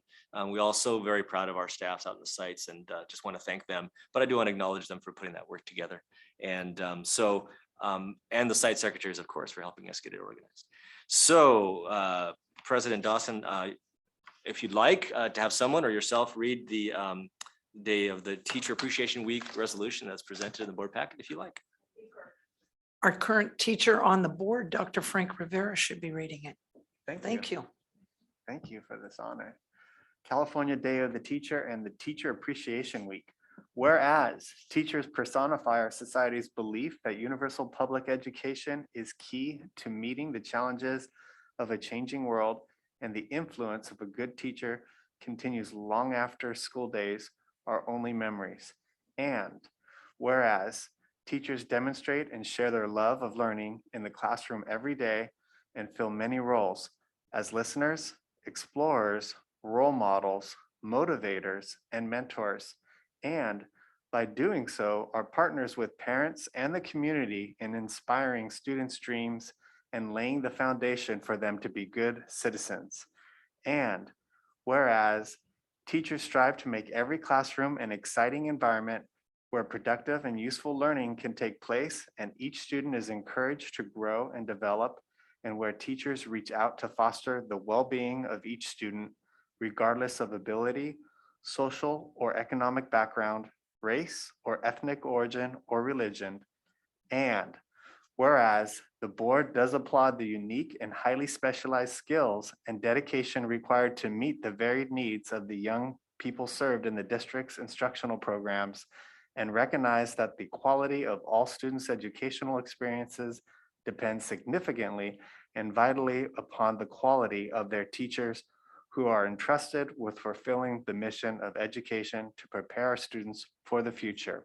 And now, therefore, be it resolved by the governing board of Pacific Grove Unified School District that resolution 1091 be adopted to observe May 2nd, 2022 through May 6th, 2022 as Teacher Appreciation Week, and specifically May 11th, 2022 as the California Day of the Teacher, by taking time to remember and salute the teachers who mold and educate our children, impact and enrich our lives, and thereby are critical to the constant transformation of our society.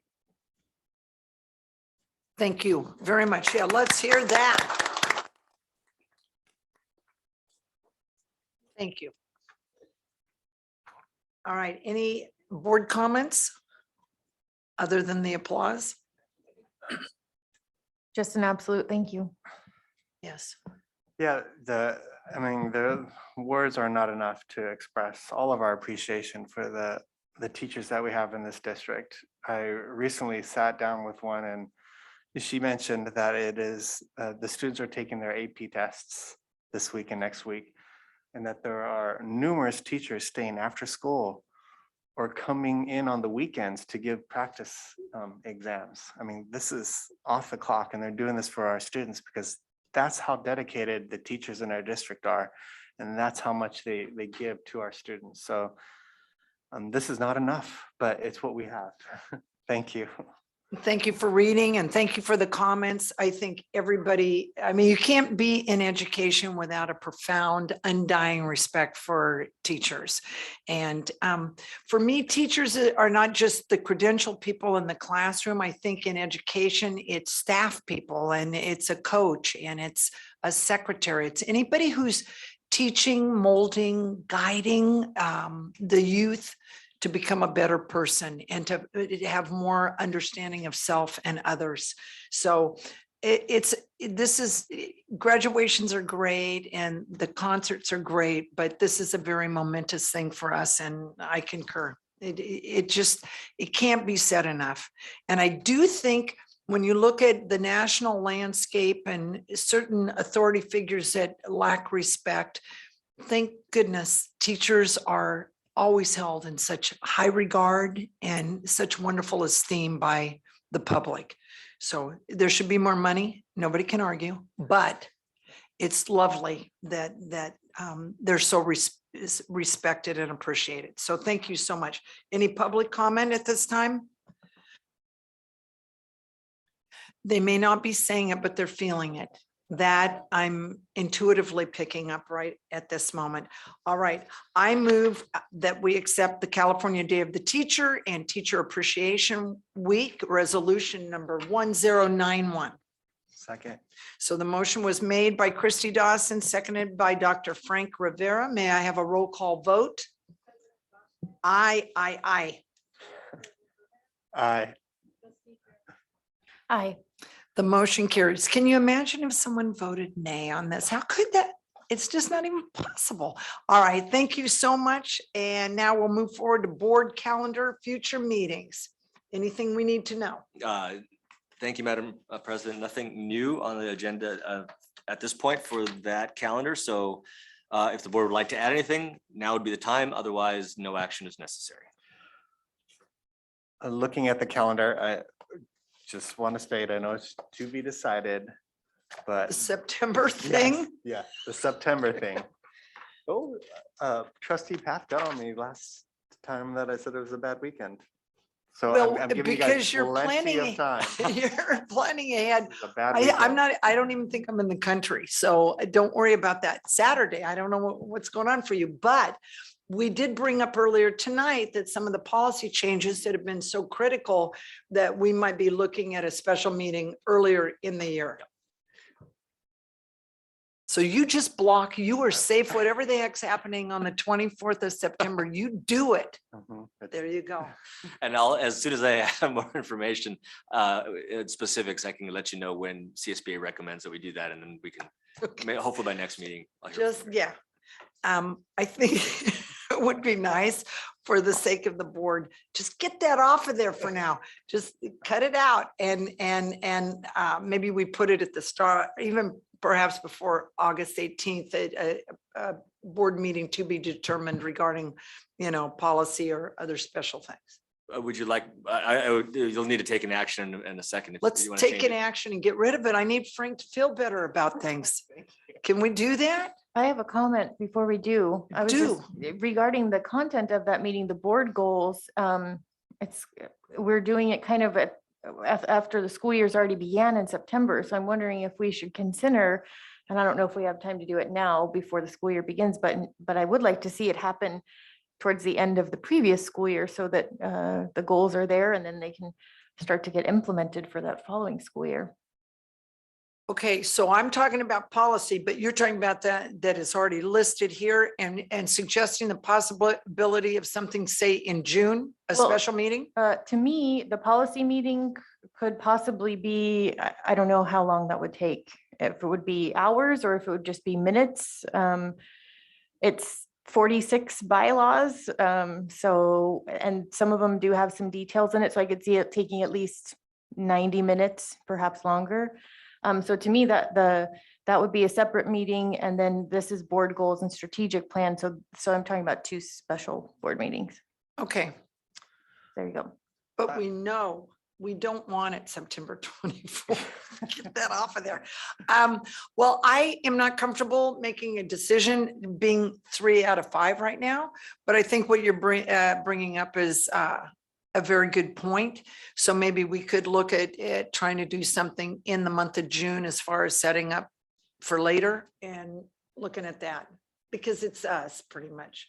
It's open, but I have a feeling these folks might not be just hot to attend, and they'd wish us well. And while we wait for the other two to be present, this trustee does a lot of, or is inspired a lot over summer, like the summer book readings, talking a lot with other educators. And I come back to my classroom with a lot of ideas. I totally agree with you, because we need to have like that in mind far in advance. But I don't want any inspiration during the summer to be missed out on. This is just food for thought until. So you'd like to see something also perhaps in June? No, I would like to see it like first thing when we get back. Okay. I love the inspiration that I get. That's over the not summer. really agreeing with trustee Carolyn, who would like to see it in June. So even though you're saying I'm agreeing with you, you're really, I agree with her intent, okay. not with the date. And imagine two more people chiming in. I think this is when we meet in a couple of weeks, I think this needs to be one of the items we look at specifically about when they are. Okay, Okay, so I'll make a motion to remove the special board meeting on September 24th. yes, please. I second. Okay. Do we, was there any public comment about that? Not yet. No, no one's talking about that. So motion was made by trustee Carolyn Swanson, seconded by trustee Dawson. And that will be removed. And then we will bring back next time the idea of two different meetings at which times would be most beneficial. Agreed? Okay, we're all over that business. No vote. You need to take a vote on that? No. Did you not take a vote? Do we have to vote? Yeah, you made, you Don't changed. you hear everybody? There's only three of us. Change the calendar, so we need to. All right, let's vote. Aye. Aye. Aye. Okay, motion carries 3-0. So now we're going to move on to information discussion, please. Master Measure D, projects plan update and proposed summer fall project schedule. Thank you, President Dawson. Well, we have the intention to bring this to the board sooner than now, but as we all know, we still have a vacant director position. So we're trying to catch up. So this is the update since the last one. Before we do that, I just talking about appreciation, obviously we want to thank the community. This bond is just could not have come in more handy because there's a lot of needs in our district.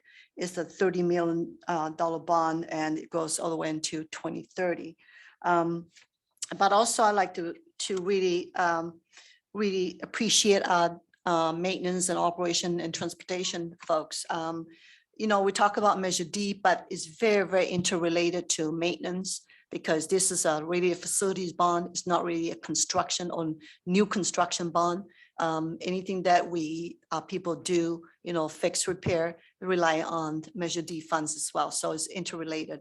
This group of folks with employees, maintenance, operations, and also transportation, and also our grounds folks. And also earlier on, we talked about Lori Ayola, who is administrative assistant without director's presence for, before we hired the interim or so the consultant, John Domingos, whom I'm going to introduce in a bit.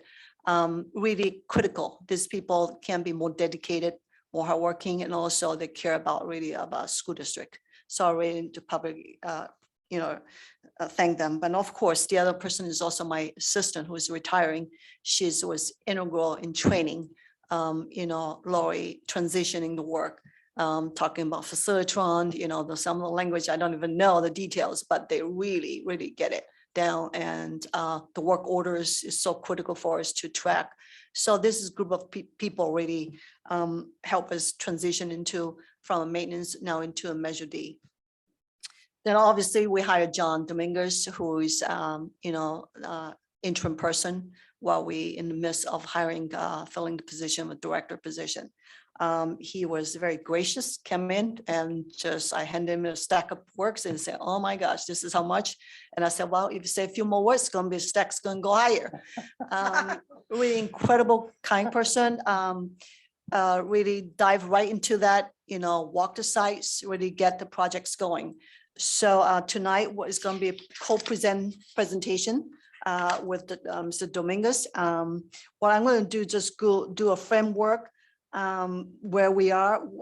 This is the document that was approved by the board, and this is an update showing what we have done, go all the way into 2030. But bear in mind, this is a work in progress in the sense we have all the major tenants in here. They are, major components. There could be some shuffling around if now that we really dive into really year one, finishing the funds of the first series. Next spring, we're going to issue the second series because now we're going to really living it now, the projects.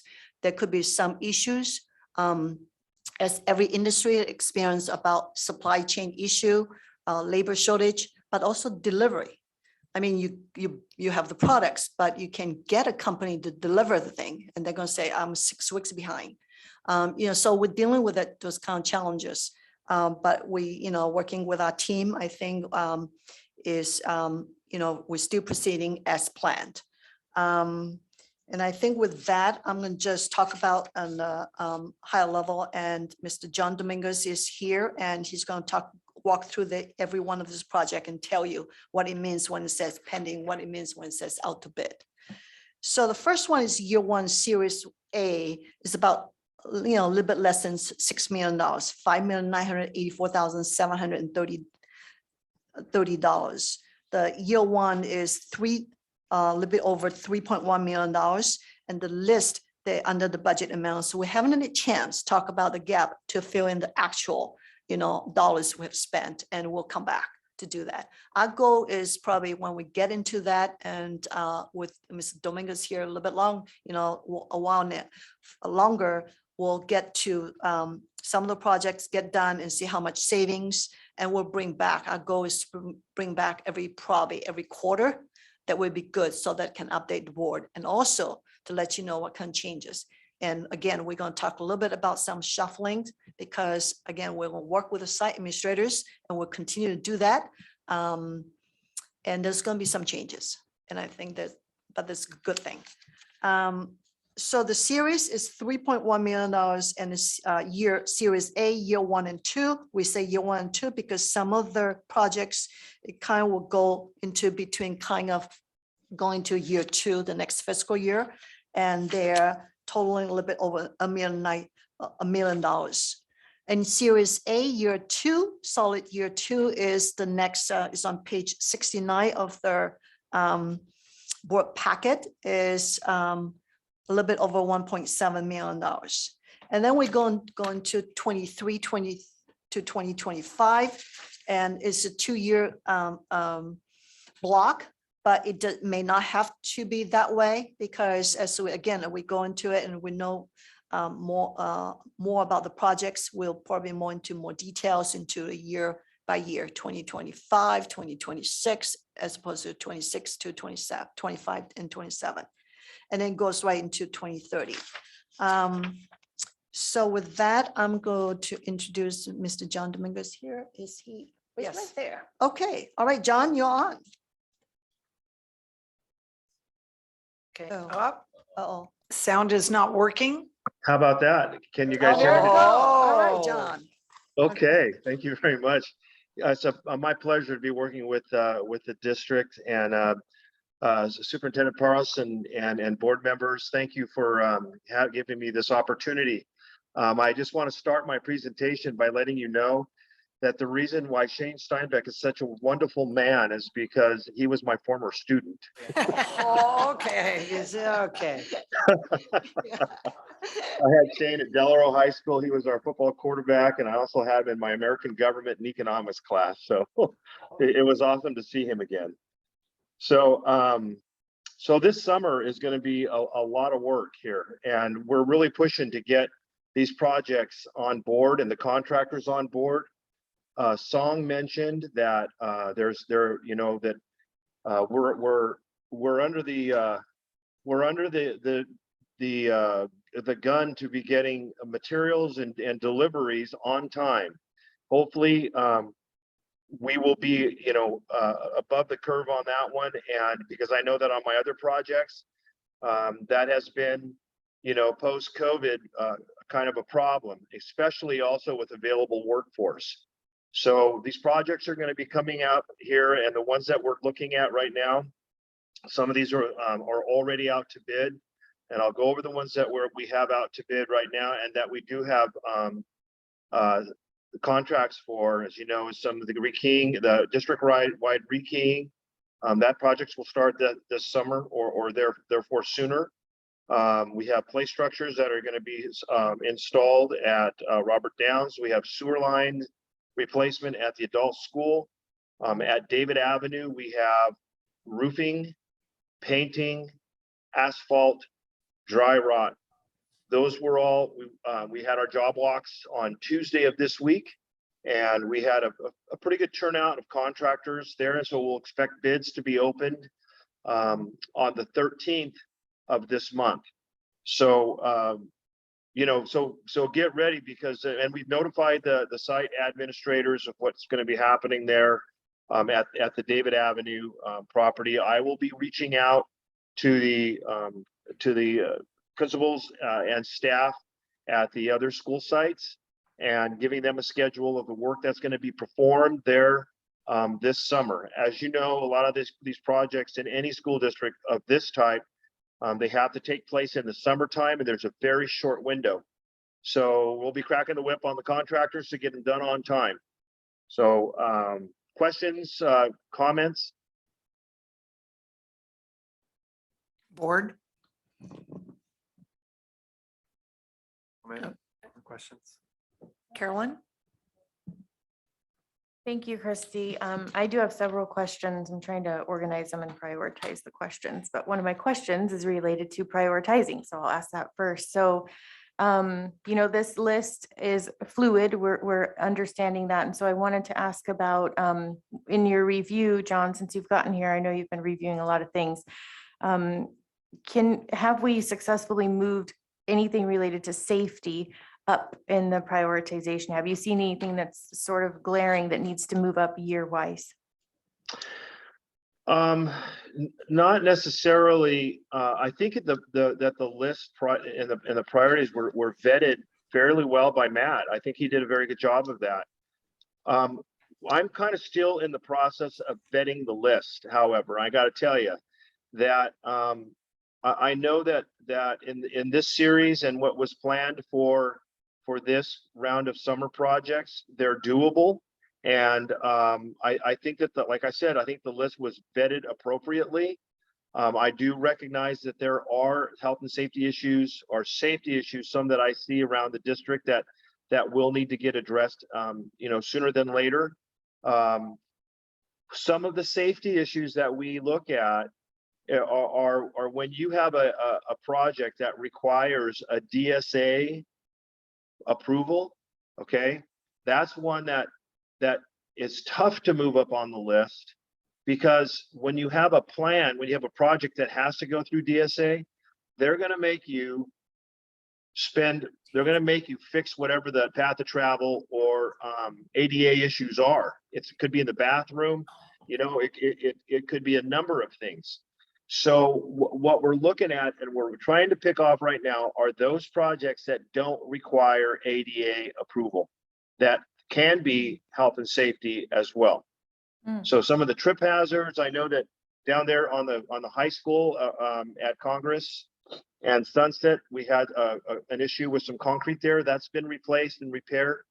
So Trustee Carolyn, that is that's my answer. You know, it's a fluid list, and it always has to be a fluid list. So we address it as it comes up, but I'll tell you, honestly, I think that Matt did a pretty good job of vetting out these projects. That's great to hear, but actually, I feel a sense of relief in hearing that. So thank you so much. Sure. So I'm not sure how far to drill down into these, but there's one question I have about the David Avenue Series A Year 2 that's coming up, repairs. And we had talked as a board and agreed that there should be fencing outside of the classroom at the special ed preschool, just as kind of a precautionary measure to keep the children in. So I just wanted to verify that that's still on the list. It is. Thank you very much. It is. And then I'm trying to see here, maybe one thing that I would appreciate as a board member, if the rest are open to it, is a Measure D tour. I don't know if we want to go site by site or just kind of pick them off, or maybe when the board actually does their site board meetings, having a little bit of Measure D tour at each of the sites while we're already there. I would love that. I would love to see the inside of the wood shop. You know, I can walk around the sites on the weekends without anybody guiding me, but I can't see inside the buildings. So I would like to recommend that if everyone else is agreeable to it. And then I think my last question, well, I wanted to About the high school paint, exterior paint, when that does happen, I was reading over policy and we actually, unless it's, the policy got changed in our recent policy update. But the paint colors, we used to feel was possibly micromanaging for the board to kind of discuss and approve those, but it's actually in policy that we can look at those. And the high school paint colors, I would love to kind of have that as a review instead of just repainting it the same color, because it is, in my opinion, a color that could need some updating. And then lastly, and maybe a question, this is for Song and Ralph, how do we get items on the list? So can you just tell us briefly, because I've had folks reach out and say, you know, we want this on the list, we want this on the list. And I have said, talk to your principal, talk to your site about it. But can we just go over that really quickly? Because there's also parents who are asking. And so just guide us all in that, if you don't mind. Sure. Mr. Dominguez and I were just talking about this as we were talking about, you know, reviewing the list. What we had the process as former director, Kelly was working with the school site principals and also staff representation in the, you know, kind of quasi council, so to speak, and then get an input. Now we will like to continue doing it and do more of that. We don't have an official facilities advisory committee because of the size of a district, also the time, because we limited staff and we have to accomplish so many tasks and do it. So we are more focused in really accomplishing the job, the items.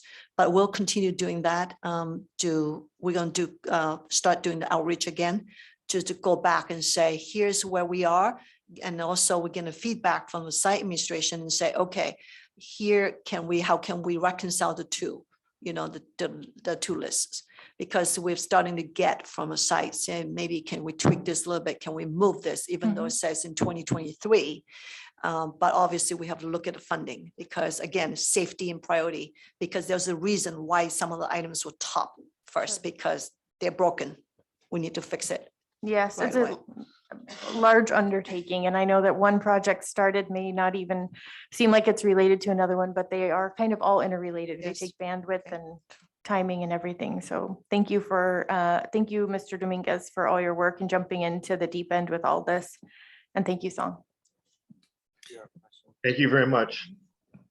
I actually do have a question, looking at a completed project, phone replacement system. And I know we did that out at a couple of sites, if not all. But one of my concerns is, God forbid we ever have something like an active shooter on campus. I really would feel that it's important that every faculty or staff member that is responsible for children, they are in communication with especially with a site administrator. So I really would like to see, and I don't know how to push this forward, enough radios so that every faculty that is responsible for children has communication with their administrator. And that might be the case already, I don't know. But if there's a way to check on that, and if there's any holes to fix that, that seems like a Measure D fund. Are you thinking handheld radios? Is that what you're referring to? For every teacher, For every anyone- paraprofessional? Any person that has a child in their care. What happens if there's an active shooter that comes onto campus and we go into lockdown and we have an adult with children in their care and there's no communication going on? That's a scary situation. If I may. Madam Yeah, Chair. please. We do address and talk about this quite often when we have our safety meetings. There's a lot of pluses and minuses to that kind of a procedure. Yeah. Number one, communications would be chaotic. It would be impossible to try to coordinate any kind of command and control in that scenario because airwaves would be completely clogged. It would be very difficult. We do have protocols in place for when there are different events that up to and may include a lockdown scenario. The communications that we are establishing in regards to the speakers in the classrooms and those type of things are intended to help address and work through those pieces. As it stands right now, just with the radios we do have, which are as we have planned, there's already, sometimes difficulty in training and retraining required. So we do talk about that quite a bit. I think it would not help as much as it first appears if every staff member on campus had one. That's not to say it's not something we can consider, or if there might be some other alternatives along the way, like like a panic button or something to that effect. But if a school was to go into that kind of a scenario, we do have mitigation strategies in place and control strategies in place to help make that work. Plus the whole idea that sometimes you're looking for silence in a situation where there's an intruder, and a multitude of radios might not help in that kind of situation. But certainly something we can talk more about. And I know that Director Dominguez is an expert in this area as well, so perhaps he might have some more thoughts on that too. Yeah, so what I'd like to do is I'd like to meet with Barbara Martinez on this issue too, because I think she would have some real good input in terms of the process and also the a plan in place, and to see what the district currently has in place. So we can do that, and then we can bring that back to the 19th and report out along with all of the other proposals and things that we're bringing on the projects for the summer. So if I can defer to that date and have that conversation with Barbara and maybe Song in on that conversation as well. Okay. I would appreciate that. Thank you. Sure. Thank you so much, and thanks for this update tonight. One of the things I like is I remember when there were the first walkthroughs where things were starting to get kind of coalescing as far as what direction we were going to do, and to see it laid out so nicely. And I love the word completed, which seems to be all over the place. So it's nice to see that, because the list was so enormous and daunting. So this is nice, and the working together relationship. And I think the fact that everybody kind of goes back to Shane Steinbach, I feel much safer. Yeah. And I think it's going to be a good deal overall. Thank you Excellent. so much. And we look forward to hearing that update on the 19th. Are there any public comments at this point?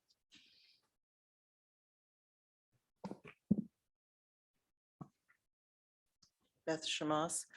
Now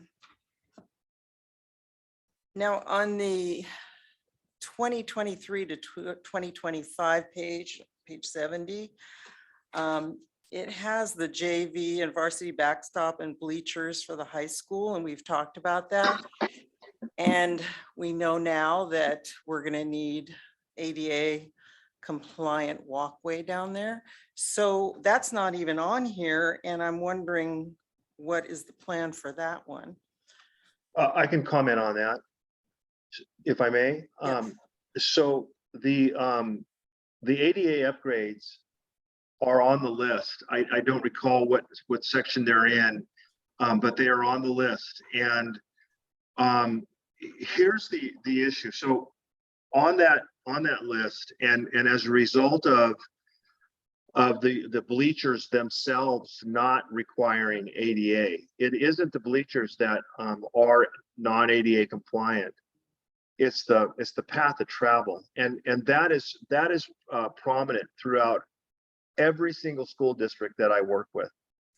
ADA issues are an issue, and they become an issue when an LEA, a local educational agency, has a project that's going to be required to go through the DSA process.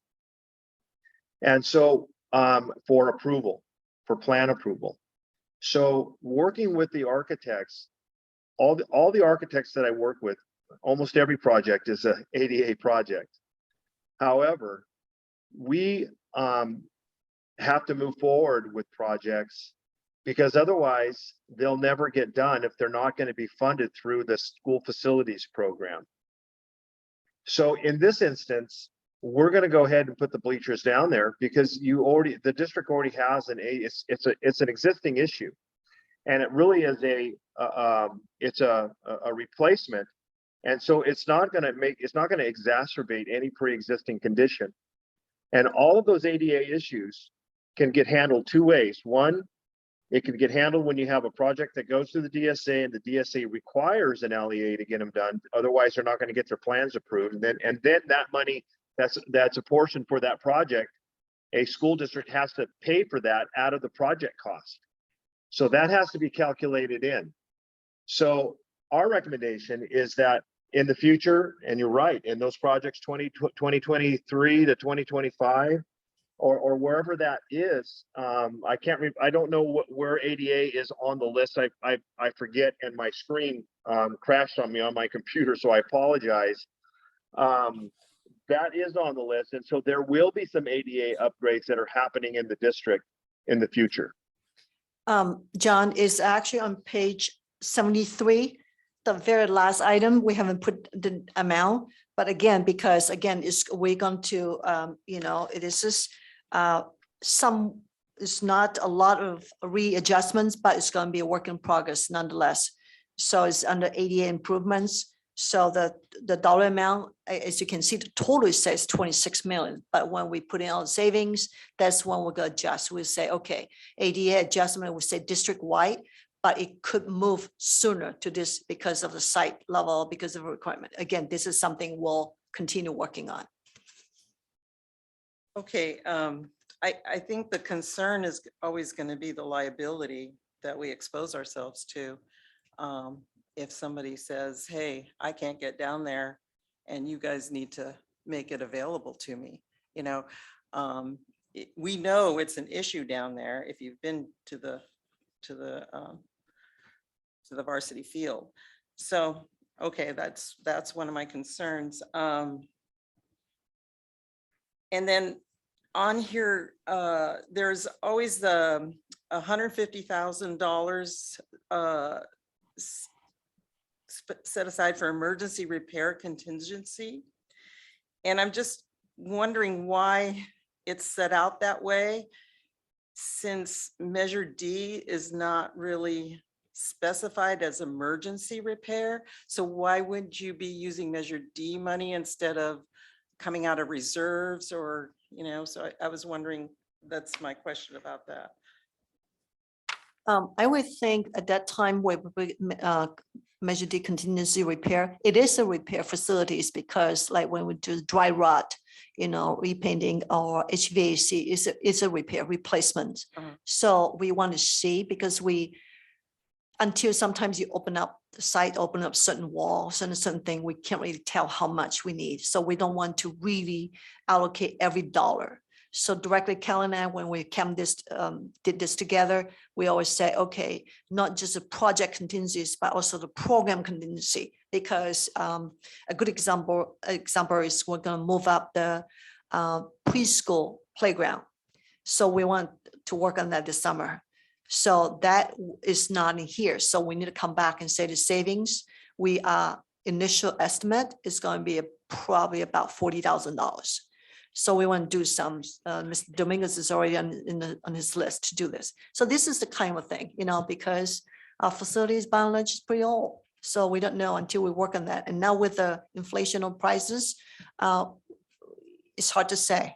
But we believe they're very reasonable. Our plan works, but again, we need some tweaking adjustments.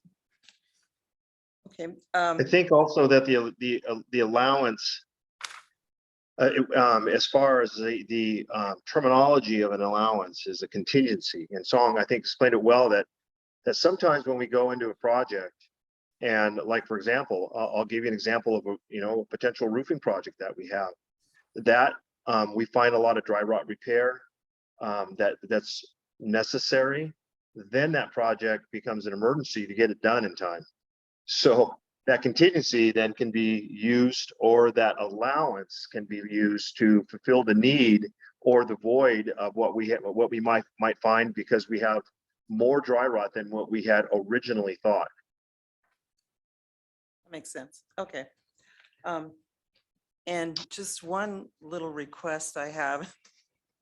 Okay, so if you are replacing some of that sidewalk on Sunset because of it's a hazard, I just noticed that there's some, I live across the street, okay.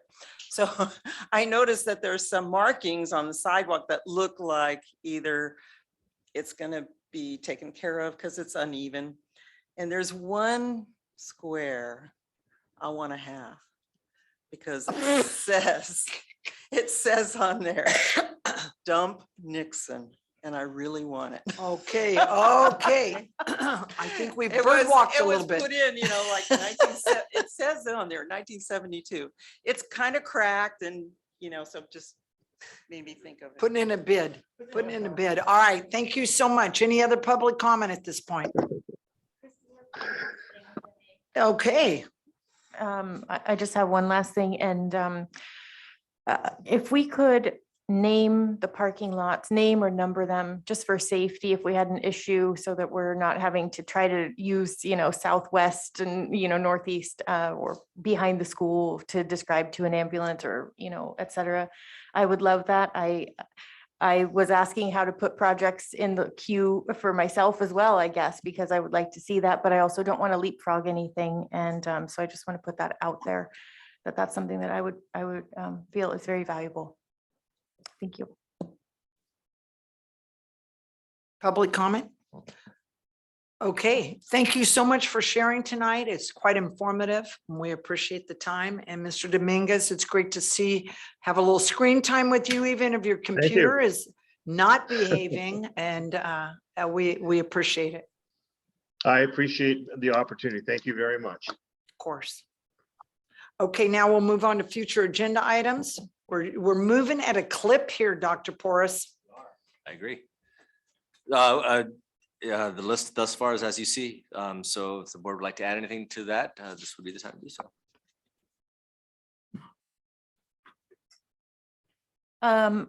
We were just talking about the future dates on the calendar. So I don't know if we want to bring that back as a future agenda item to chat with, or, I mean, it's already on the agenda as an item, I realize, but if there's anything related to that, that's all I have on my notes.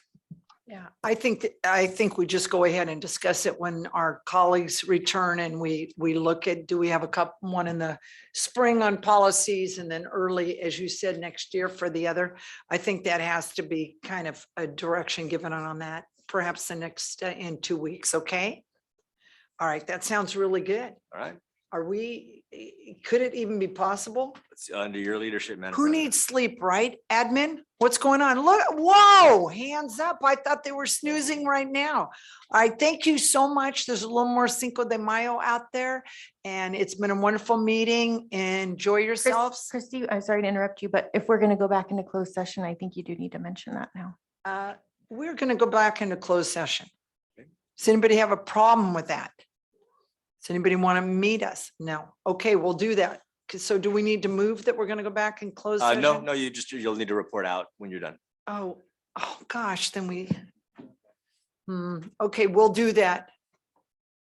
No? Like, Yeah, we'll need to record the report out.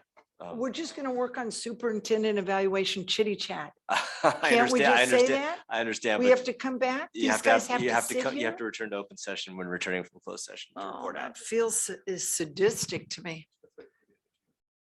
Wait for the other two. Yeah, we're not going to do this then. Let's not do it now. I'll just talk to you about a plan. Okay? Okay. All right. It's inhumane. And we don't want that sweet new gal to head for the hills and we never see her again by torturing her tonight. All right. This meeting's adjourned. Thank you all.